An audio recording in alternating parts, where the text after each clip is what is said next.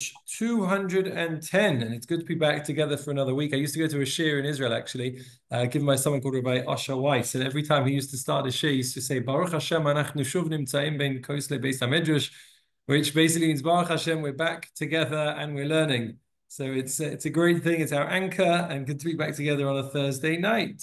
So page 210 is in the presence of royalty. In the presence of royalty, and we are understanding the fact that Hashem knows about all of our actions, knows and cares about all of our actions. The Shulchan Aruch, which represents the sum total of the laws governing the life of a Jew, or normally translated as the Code of Jewish Law, contains the following introductory words by the Ramah. That's Moshe Isilis, who wrote the Ashkenazi section of the Shulchan Aruch, and he says the following words at the beginning, paraphrasing from the Rambam Maimonides.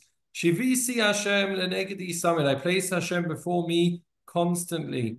When you go to a shul, such as ours, now that we've got a beautiful new amud for the chazan to daven at, you very often see this in front of where the chazan davens.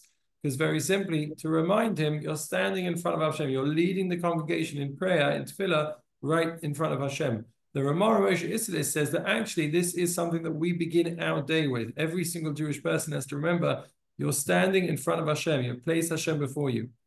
It's a cardinal principle of Torah, he continues, and among the virtues of the righteous who walk before Hashem. For the way a person sits, moves, and behaves when alone in his house differs from the way he sits, moves, and behaves when in the presence of royalty. Likewise, his manner of speech and expression when among family and friends is not comparable to the way he speaks when seated with royalty. Certainly, when a person considers that the great King, HaKadosh Baruch Hu, whose glory fills the universe, is standing over him and watching everything he does, he will immediately be filled with awe, humility, and fear of HaKadosh Baruch Hu, and will always be embarrassed or ashamed to do anything wrong. Which means that a Jew, from the moment that we wake up in the morning until we go to sleep at night, we need to be aware that whether other people are looking at us or not is irrelevant. We don't do things because we're concerned about other people. We do things and we do the right things and act in a refined way because we know that we're always in the presence of Hashem. He goes on to talk about the way that a person acts in one's house. You know, the way that a person gets dressed in the morning, the way that a person acts in a dignified, in a tzniut manner, both for men and for women. Why? Because we're constantly in the presence of Hashem.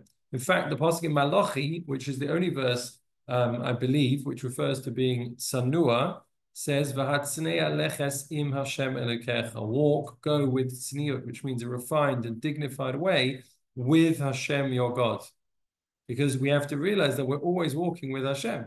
A Jewish person is always together with Hashem. When we realize that, then we act in a different way.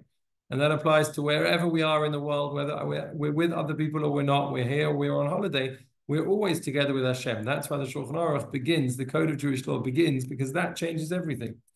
He continues, this precept is enshrined by the Ramah as his introduction to the rules of life, setting the stage for everything that is to follow. Shavisi Hashem, the recognition that Hashem is right before me constantly, is not about me seeing him, it's about him seeing me. He's always watching me, focused on everything I do. This is not simply another halacha. This is the preface to everything halacha. If a person is expected to carefully calibrate all his actions and monitor the tiniest details in each aspect of his life, then the first thing he must know is how enormously important his every action really is. Once a person realizes how much it matters, he can then be instructed how to get it all exactly right. You can tell me I must tie my shoelaces in a specific manner if you first inform me that the way I tie my shoelaces matters. You can tell me to cut my nails in a specific order if you first inform me that the way I cut my nails matters. You can tell me to be careful to give exact change if you can first inform me that every penny of my financial dealings matters. We're not meaningless individuals lost in a crowd. A person is obligated to say the world was created for my sake. The world was worth creating for the value that I alone bring to the table.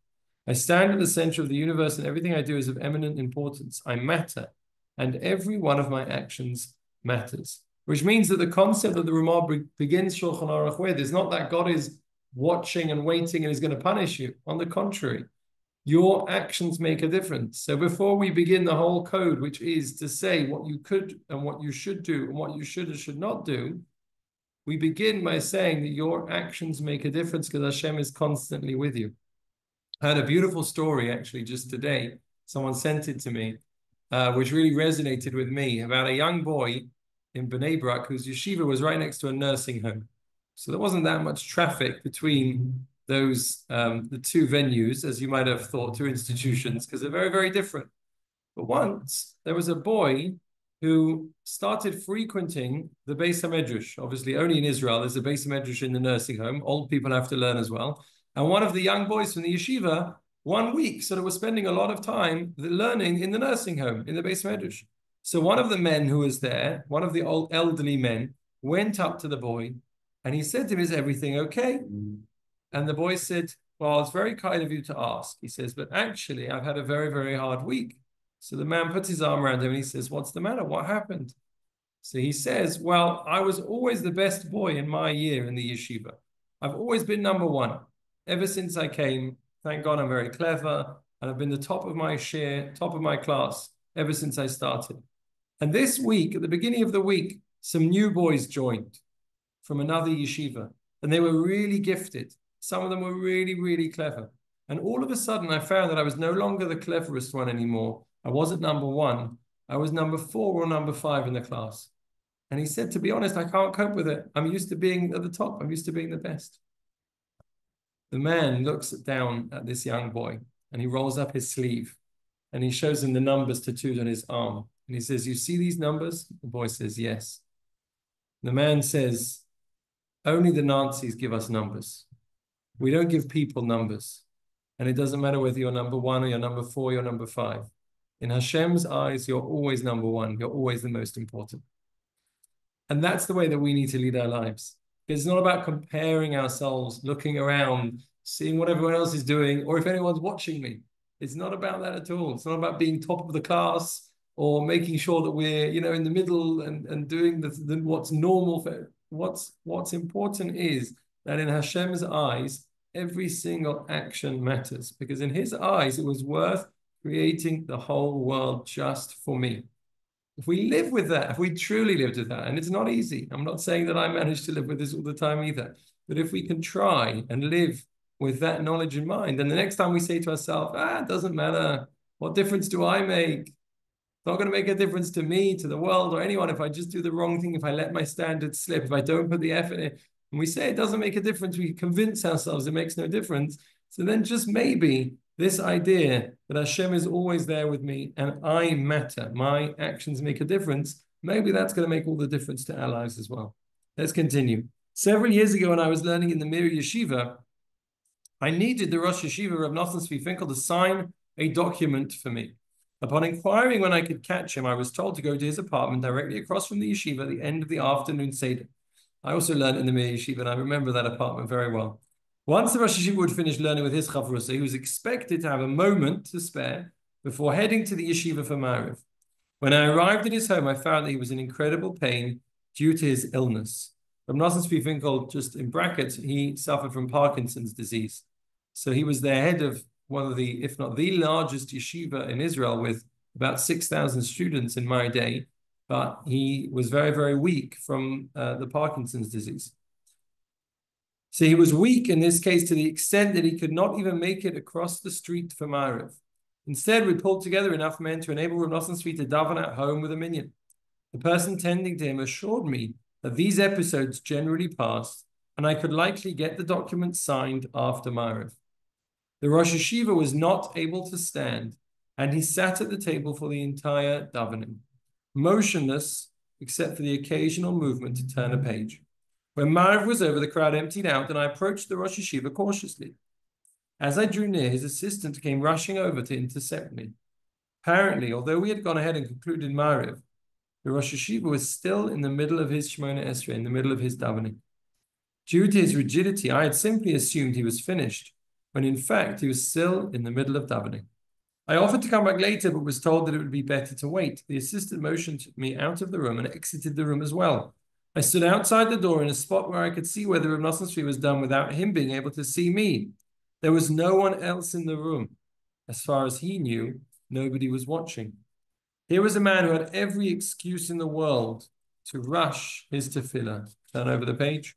Indeed, his condition likely exempted him altogether. And yet, he sat there. unable to move, but forging ahead nonetheless, word after word. His Amida lasted, to the best of my calculations, about 18 minutes. 18 minutes of superhuman perseverance, because each word mattered. To him, this was not just another tefillah, but something priceless and everlasting. I can testify, having seen the Rosh Hashivas of Nosson Tzvi myself, the extent to which his illness affected him, and also the perseverance that he had. I remember once he came in to give a shir in the yeshiva, and he spoke for about 5 minutes or so, and he didn't have the strength to continue. Simply didn't have the strength to continue. He sat down for a little bit, as one of his assistants helped him to sit down. As you can imagine, there was silence in the entire room, And he said the prayer, you could hear, it was very softly into the microphone. He said, Hashem sefasai tiftach. Like we said at the beginning of the Midah, Hashem, please open my lips. That my mouth should be able to declare your praises. I should be able to continue giving the shir. And he managed to stand up again. He used all of his strength, and he stood up again, and he stood at the front of the hall, the lectern, and he stood there and he just didn't have the strength to continue. But the lesson that he taught us that day stayed with me forever. There was pin drop silence in the room as he was helped out.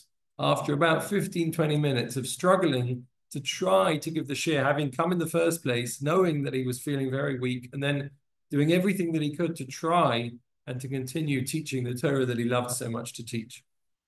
That was an example of someone who knew how much it made a difference.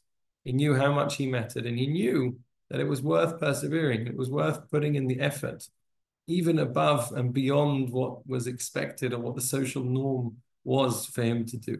Just like in the story of the Amida, similarly in the story of the teaching, that was him. That was who he was. Let's continue. How does this affect my daily life? Many of us sorely lack appreciation for our own value and the significance of our actions. So much of what we do carries little meaning to us due to our failure to recognize how valuable even our most trivial actions are. And that results in a lot of apathy. To illustrate, you wash netilas yadayim, washing hands, as you sit down to lunch. Glancing at your hands, you realize that although you splash plenty of water, you missed an area of your hand. Do it again properly. Does it really make a difference? You finished your lunch and you're reciting Birkas Hamazon, benching, before heading out for some errands. As you wrap up the final paragraphs, you stand up and begin putting on your coat or glancing at the phone. You only have a few words left. Does it really make a difference? You emerge from the bathroom, wash your hands, and begin reciting the bracha v'asher yatzar, a beautiful blessing, by the way. If it's not something that you do already, it's definitely something that's worth doing, which is the bracha that we make after we go to the bathroom, where we thank Hashem that our body works. Very simply, we thank Hashem that our physical faculties are operating, and we acknowledge that if they weren't, then God forbid, we wouldn't be able to function at all. So the person here is saying Asher Yatzah, that bracha, which is a small paragraph. It takes about 30 seconds to a minute. Stop and focus or mumble it hastily as you rush out. Again, does it really make a difference? In our minds, these activities carry little significance, and so they often fall by the wayside. But wait, my actions are important enough for the Melech Malchei HaMelachim, the King of all kings, the creator and ruler of the entire universe, to focus on. Whether I do this act properly or not is of eminent importance to him. If that's the case, my every action matters. It's worth expending the effort to do it right. Maybe let's keep that in mind in the weekend. We all have the things that we rush through, whether it's rushing through davening, rushing through a bracha, rushing through Modeh Ani, or not remembering to say it. Whatever that is, let's just try to stop and think and say to ourselves, this matters to God. So maybe it's worth it mattering to me and taking a little bit more time over it.